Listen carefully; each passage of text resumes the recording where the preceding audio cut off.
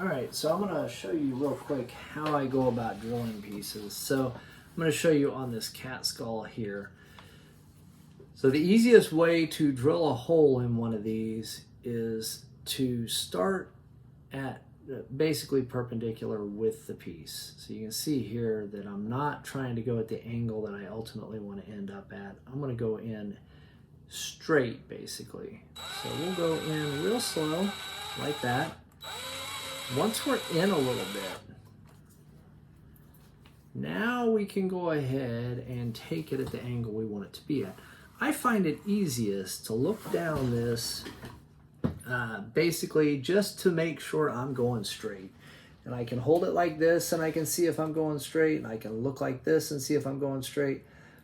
And basically just start it out slow, make sure you're going the way you want to go, and then speed it up and take it on through. So you can see here, this is pretty level and both of them are lined up all right. So this will make a fine necklace.